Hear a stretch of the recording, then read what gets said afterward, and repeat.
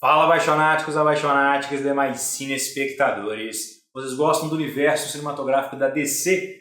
Fiquem aí que já eu vou falar sobre o mais novo filme dele. Meu nome é Pedro Santana e você está assistindo Abaixo da Crítica.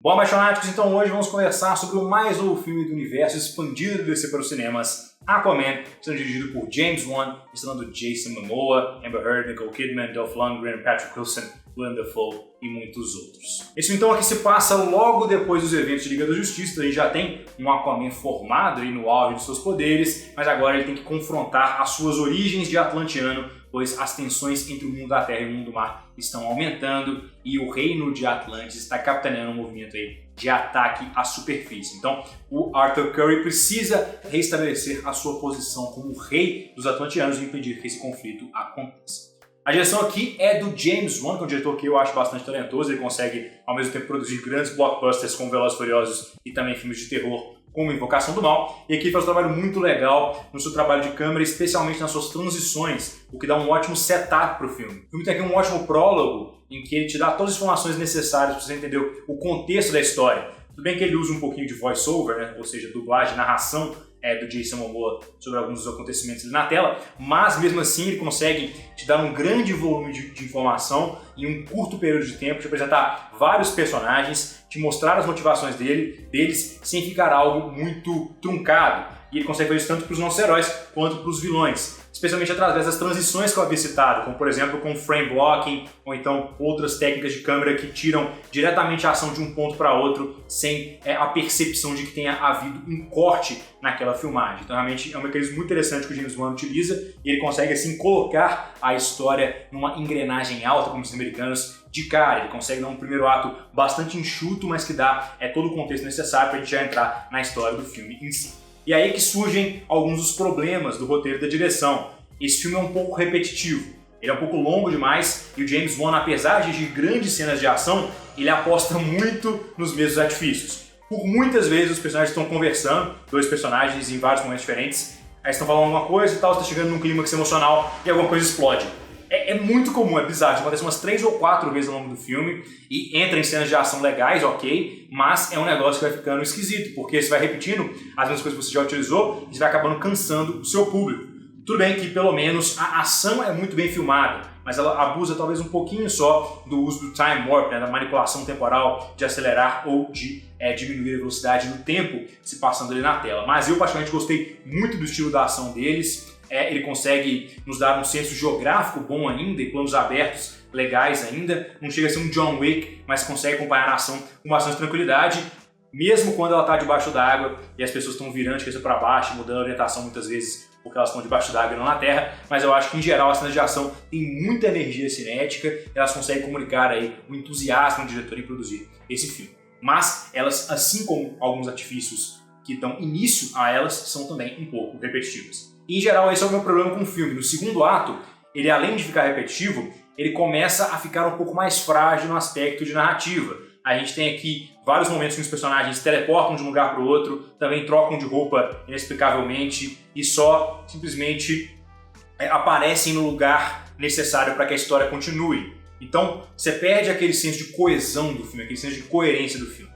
A sorte é que no terceiro ato o James Wan consegue resgatar essa bagunça que ele mesmo criou no segundo ato. Ele consegue transformar isso em um clímax muito legal no terceiro ato, reunindo quase todos os elementos que ele faz o setup ao longo do filme em uma conclusão que eu achei bem satisfatória. Então ele consegue apresentar muita coisa ao longo da narrativa de uma forma visualmente muito impressionante. Esse filme é realmente muito bonito, além do trabalho de câmera muito fluido nas transições. Você tem uma paleta de cores riquíssima aqui, e você vê o fundo do oceano, desde os lugares mais escuros até o verdadeiro show de cores que parece estar na Disney. Realmente eu acho que a direção de James Wan foi muito competente, mas ela também ocasionou boa parte dos problemas do filme, especialmente no segundo ato. Nas atuações, gostei demais da atuação do Jason Momoa como Aquaman. Ele evolui muito o personagem daquele cara que a gente viu em Liga da Justiça, que era basicamente um personagem secundário que tinha one-liners muito legais, né? Então frases de impacto bem interessantes, no melhor estilo Arnold Schwarzenegger ou Sylvester Stallone. E aqui ele se torna um personagem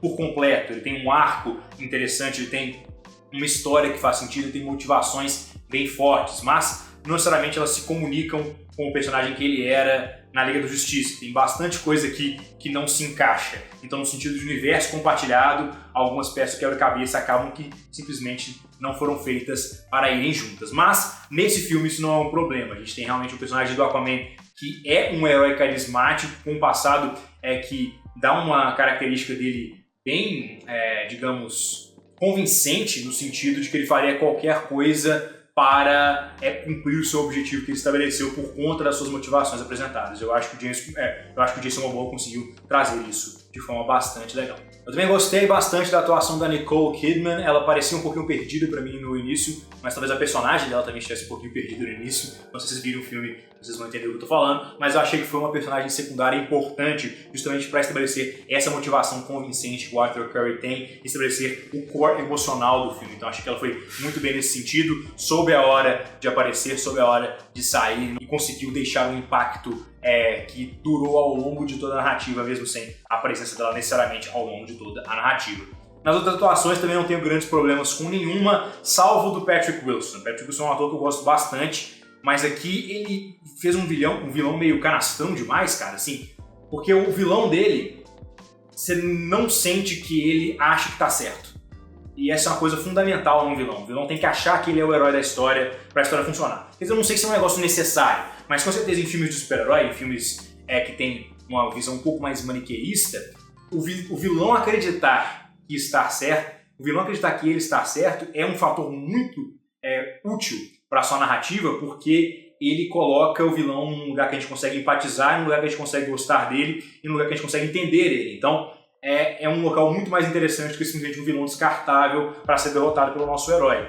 Então, nesse sentido, eu acho que o Patrick Wilson não consegue muito bem trazer isso à tona, mas eu não sei se isso é tão culpa dele ou mais do roteiro. E o meu último destaque aqui seria a atuação da Amber Heard, que eu acho que foi um par muito legal aí com o Jason Momoa. Ela tem uma química muito legal com o Jason Momoa, mas ela é uma personagem muito interessante porque a Mira, a personagem que ela interpreta, é uma personagem extremamente poderosa, mas num sentido não tão convencional que a gente vê aí de mulheres guerreiras. Ela realmente, com certeza, é uma guerreira, com certeza é ultra poderosa, talvez até mais poderosa que o Aquaman em muitos aspectos, mas isso não traz o retrato que às vezes os diretores e os roteiristas tentam de fazer. Ela é uma personagem mulher que, por acaso, é extremamente poderosa. Então achei que ela conseguiu trazer isso na sua atuação, trazendo muito da personalidade da Mira, tanto nos quesitos de sutileza e de gentileza e de delicadeza dela, quanto nos quesitos dela de poder e de controle e de inteligência, que ela realmente é com certeza muito mais inteligente do que o Arthur Curry. No roteiro, como eu já disse, esse filme acaba ficando um pouco longo demais. O roteiro tem muita coisa.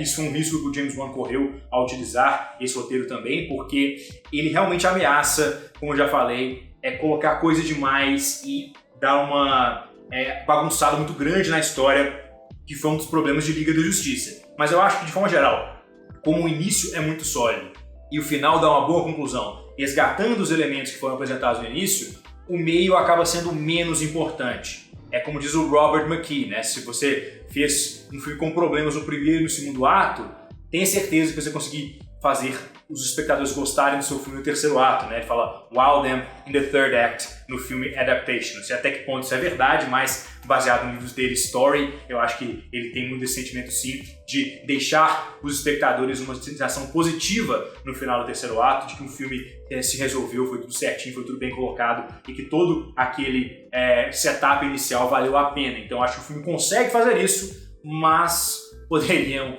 ter tido algumas complicações bem mais graves do que ocorreram de fato, se não fossem as grandes atuações e também a direção do James Wan, que soube a hora exata de não cruzar a linha pra bagunça. Então, Aquaman, em geral, é um filme que eu gostei. Eu acho que é um dos melhores, se não o melhor filme do DCU, competindo aí, claro, com Mulher Maravilha. Vai receber nota 7,5 em 10. Não é um filmaço, mas está aí acima das minhas expectativas. Então, se vocês são espectadores do vídeo, clique no marcador para se inscrever no canal, se tornem apaixonados ou apaixonados, que fazer parte da crítica, claro, deixem aqui nos comentários o que vocês acharam de Aquaman, se vocês gostaram, se vocês não gostaram, vai ser muito válido ter esse YouTube. Até a próxima!